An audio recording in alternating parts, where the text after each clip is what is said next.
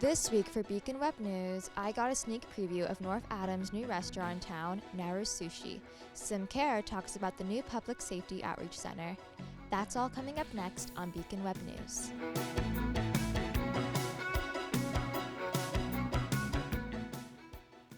Welcome to the March 24th episode of Beacon Web News. I'm May Craig.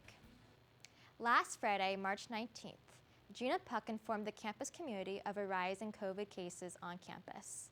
A sudden increase in positive COVID-19 cases in the flag townhouses has led to new quarantines and restrictions for some students. Over the last 10 days, there have been 8 reported cases in the resident area. All townhouse residents are expected to be tested Wednesday, March 24th between 10 a.m. to 1:30 p.m. in the Amsler Campus Center Gymnasium and will begin with weekly testing. Commuter students are encouraged to come to campus for testing more frequently than the monthly requirement. School officials emphasized in an email that the cases have not come from classroom interactions, but rather from social activities either in the townhouse or off campus where COVID precautions were not being followed. The first men's lacrosse team was Saturday, March 20th. Reporter Sarah Troy interviewed members of the men's lacrosse team, which had their inaugural season cut short last spring because of the COVID pandemic.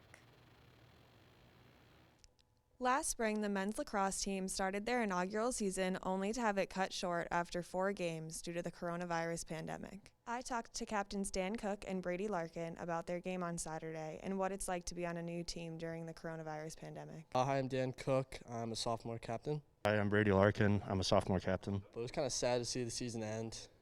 It wasn't really what we hoped for, especially as an inaugural season. I also heard from Coach Kevin Pesanowski, who's looking forward to being able to recruit more players and working on expanding his team in the fall. Recruiting for this season was especially hard due to some players being affected by the various aspects of the pandemic, but they have a full roster, including a couple of subs. This Saturday, they had their first game of the season and made history with their first program win. The Trailblazers defeated NVU Linden Hornets 6-3 at the Shoecraft Field. Sophomore Nicholas Waterman scored the first goal of the season. Since their game Saturday, the campus has received information that there has been a rise in COVID cases. On Tuesday, March 23rd at 4:05 p.m., Vice President for Strategic Initiatives sent an email regarding 8 positive cases in the Flag Townhouse residence area. In the email, she announced, as a precautionary measure, practice and play for the men's lacrosse and men's soccer teams, which have been affected by the recent cases, has been suspended until further notice. We want to be sure that our teams do not inadvertently spread COVID-19 to other campuses. Green Living Seminar, which will take place on Wednesday, March 24th from 5:30 p.m. to 7 p.m. on Zoom. The lecture will be covering how emissions information can help prompt travelers to purchase greener flights with environmental psychologist Dr. Angela Sanguinetti of the University of California, Davis. To register for the event, go to MCLA edu for the link. The English and Communications Department will be hosting this semester's Visual Writers Series on Wednesday, March 24th at 7 p.m. through Microsoft Teams. The event will be featuring poet and prose writer Julie Carr and MCLA's winner of the Senior Creative Writing Contest, Chris Curtin. Go to MCLA edu for the link. Thursday, March 25th, the MCLA Alumni Association will be hosting a virtual conversation with Catherine Rimsha, author of the book The Leadership Decision, and MCLA's English and Communications professor, Paula Sage. The two will discuss what it means to be a leader and how alumni and students can make the active decision to lead each and every day. The program is free and open to the public. To register for a spot, go to mcla.edu for the link. Public Safety recently set up an outreach office in an empty office on the 3rd floor of the campus center, hoping to encourage more casual community and police interactions. However, their placement has left many of their neighbors upset and feeling like the police are intruding on vibrant, safe space for students. Sym Kehr with more on the story. The MCLA Public Safety Outreach Center opened on March 9th on the 3rd floor of the campus center. You know, for a while we've been working on how do we reach out and have the kind of community policing that we want on our campus. And And the chief has been asking for a couple of years for a space to be able to do that in. And our campus doesn't have a lot of extra space. And so I've turned him down a couple of times. Students stated that their initial concerns stem from not knowing that public safety was moving into that space before they did it. I think a lot of students, especially students of color, were blindsided by it, especially since there was no like emails saying that this is happening. Even if there was no committee, like there was no like communication towards like the campus community that this was happening. So I feel like when it was launched or when they opened it, it was like, where is this coming from? Like no one knew about it. Chief Colano shares that the third floor of the campus center was the sought-after space due to foot traffic of students in that area.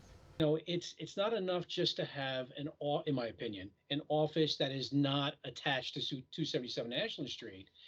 But the campus center was really where, we had our eyes set on because it is the most student-rich population that people are constantly traveling through the campus center. This space happened to be an administrative office where one of my staff was housed, and it was sitting there vacant. And I said, well, at least we can get this rolling this semester. So let's do it to get it rolling as we work on something more long-term. Students are concerned about how this could impact the surrounding resource centers that house different clubs and organizations and that provide safe spaces for students. I didn't mind it at first because it was just like we never really interacted. It kind of got a little awkward considering it's right in between the Women's Center and like IGE and like the Black Student Union, a whole lot of spaces that aren't exactly comfortable with police, and it kind of makes me feel like less people are going to come to the Women's Center now or use the resources less. But I feel like in the larger conversation on the Black Lives Matter movement, especially how it's been a year since everything has happened, I feel like it's very tone deaf.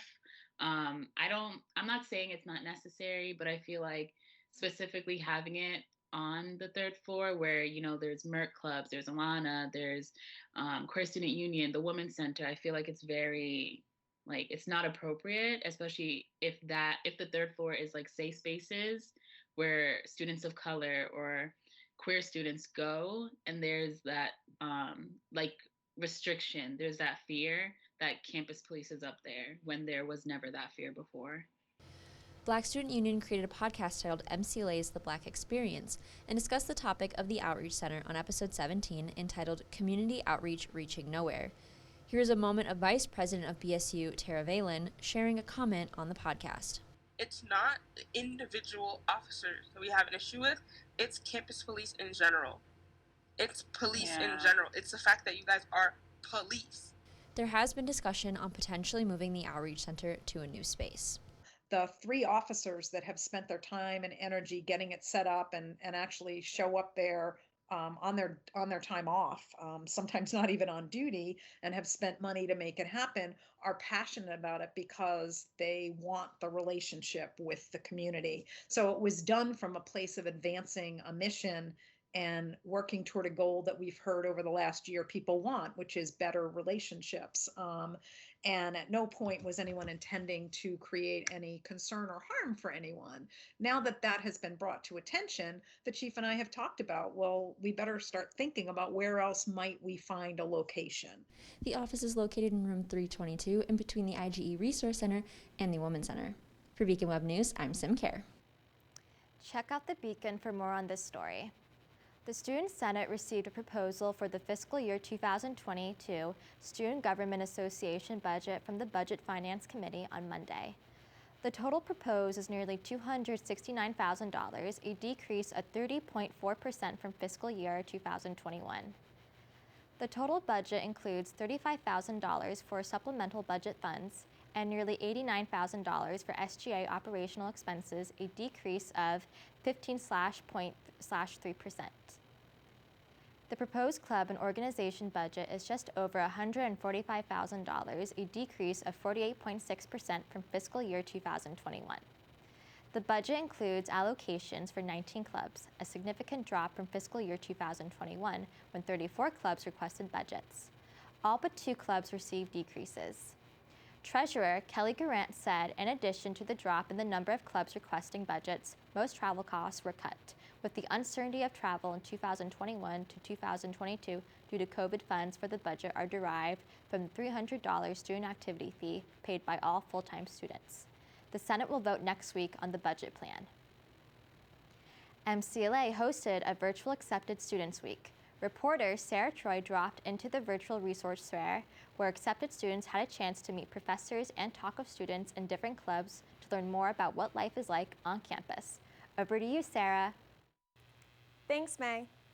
MCLA's admissions office has been working hard to provide an opportunity for accepted students to see what MCLA is all about. Due to the coronavirus pandemic, accepted students' days and campus visits are looking a little bit different. This year, a week-long virtual resource fair is being offered to accepted students to find out more about campus and how they can #MakeItMCLA. I spoke to Assistant Director of Admissions, Dane Wall, to hear more about what these virtual weeks will look like. There are 2 virtual Accepted Students Weeks, this week of March 22nd and the next beginning April 5th. MCLA is using a software called AirMeet to host virtual tables with different departments and clubs. Throughout the week, there will be nightly sessions with different departments so that students can have an opportunity to find out more about academic and non-academic departments they are interested in and all the other resources MCLA has to offer. I spoke with student athlete Hannah Mazzio on her experience at the athletics virtual table. It went really well. All of the speakers that were present made it very easy for the prospective student athletes to see the facilities that are available for them and what the athletic community and school community are all about, she said. During the day, accepted students are also able to join class times virtually to sit in and experience what an MCLA education is like. Accepted students can find more information and sign up for sessions at mcla.edu/acceptedevents. There is also a scholarship being offered to students who attend certain events. If students come to 2 or more sessions, they will get a $500 virtual visit scholarship. After the first night and welcome session, Dane Wall told me it went pretty good. We had about 26 students participate yesterday for new accepted students, and of course we had faculty and current students there as well. From everyone I talked to, they all thought it went really well. For more information, check out mcla.edu or contact the Office of Admissions with any questions. Back to you, May. Thanks for the update, Sarah. SGA will be hosting this year's Sam Gomez Road Race virtually, which will benefit the Northern Berkshire Community Coalition in North Adams. Participants can complete their run at any time between April 10th through the 17th and post a picture on social media using the hashtag #VirtualSamGomez and tag MCLA Student Government. Runners who register will get a t-shirt and downloadable running bib. There is also a medal for an additional fee. To register, go to mcla.edu under the MCLA in the Community tab. On Saturday, March 19th, the town of Adams approved a traffic circulation plan for the proposed new Cumberland Farms, which will be built between Elm and Prospect Streets after demolition of Al Services Center and 2 other structures on 95 Commercial Street. The plan for setting up a new Cumberland Farms was commissioned in 2018 after the Traffic Commission reviewed the project and gave it high marks. The commission felt the layout of the new store would actually make the low accident area even safer with better lines of sight. The next MBA Friday Focus Lunchtime series will be on entrepreneurship and small business in the time of COVID. The event will be on April 9th at noon. Go to mcla.presidents.io/events for the link. On Friday, March 19th, Mayor Thomas Bernard announced the new fire chief, LeBrent Lefebvre, will succeed Fire Chief Stephen Moranti, who served for 33 years and retired in January 2021, according to iBerkshires. In 2009, Lefebvre joined the North Adams Fire Department. In 2017, he was promoted to lieutenant and was officially sworn in on March 22nd as the new chief. SAC, SESI, and Admissions are hosting Riddle Me MCLA. Solve as many of the riddles as you can that lead you around MCLA and North Adams. The top 3 winners will receive themed gift baskets. The event will run from Friday, March 26th to Sunday, March 28th. Sign-ups are required. Email Michael Abosnon at michaelabosnon@mcla.edu. And from the Beacon. The latest Green Living Seminar guest speaker, Christy Manning, examined the connection between environmentalism and psychology. Manning discussed in the presentation how issues like climate change are human behavior problems rather than environmental problems. Williams record editor-in-chief Kevin Yang told the Beacon what it was like to cover the unauthorized party that occurred at the Williams Woods House dormitory on February 26, which led to 127 Williams College students being asked to leave campus and continue their semester remotely. Beacon editor Isabel Costa writes how Bieber is a better artist sticking to his passion in the wake of his new album titled Justice. You can check out these and other stories from the Beacon at theonlinebeacon.com or pick up a copy all over campus. North Adams just opened a new restaurant called Nara Sushi where Korean Gardens used to be on Ashland Street. I interviewed the owner of Nara Sushi and sampled some of their Japanese and Korean food. On February 25th, North Adams opened a new Korean restaurant in town called Nara Sushi. Here's me with a sneak peek inside the restaurant and an interview with the owners themselves. 거를 나누고 싶어서 이 동네를 택했다고. 마침 학교도 옆에 있고. She wanted to teach like a sushi in this like a small area, and then she wants to like show what she has learned throughout her restaurant experience, and then luckily it was next to the school, so she was able to like accommodate younger students as well. 학교 옆에서 꼭 하고 싶었다고. She always wanted to do like a restaurant next to like a school area. This is her first time owning her first restaurant. 20년 동안 다른 집에서 She's been working under a restaurant for 20 years experience. 근데 앞으로는 메뉴를 조금씩 개발을 해서 학생들의 원하는 입맛에 따라서 하고 싶다고. Right now it's only a set menu, but as students come in or as the customers come in, she may change the menu according to the customer's taste. 주민 한 7% 정도가 있다가 요새는 학생들이 조금씩 오기 시작한다고. Mostly 90% to go, and then the rest in indoor seating, and then it's been mostly like local people, and then just recently there's been a lot of students coming in. Really enjoyed it. So I think I tried everything. Tried the noodles, tried the sushi. We had the chef special, which I think was just like a bunch of there was like a tuna roll, a salmon roll that was really good. Interested in trying this like crab sushi roll, so I enjoyed it. 또 학생들하고도 또 유대 관계를 하다 보면은 많이 찾아올 것 같아서 노력하고 있다고. She understands because of COVID, there's not a lot of customers, but she's trying to get like the students and have good relationship with them, and she's gonna like kind of wait and see. She understands eventually it'll get better, and so she's just waiting for that. Sushi is available for both dine-in and takeout. The restaurant is open from Mondays to Sundays from 11 a.m. to 10:30 p.m. For Beacon Web News, I'm Meg Craig. A fire damaged North Adams apartment building at 246 Houghton Street is being replaced according to iBerkshires. In 2019, an accidental house fire with an unknown cause destroyed the home. On Monday, the Zoning Board of Appeals approved the owner of Garabed Sertrakian's plans to replace the structure with a new 6-unit building. Sertrakian purchased the property last April in hopes of restoring the 1870 building, but found it in too poor condition. Wednesday, March 17th, Governor Charlie Baker released new updates on the COVID-19 vaccine. All Massachusetts residents ages 16 and older will be eligible for a COVID-19 vaccine from Patriots Day, April 19th. For more information, check out cdc.org. That's it for this week. To stay up to date with BWN, you can follow us on Facebook at facebook.com/MCLABWN. Thanks for watching, and we'll see you next week.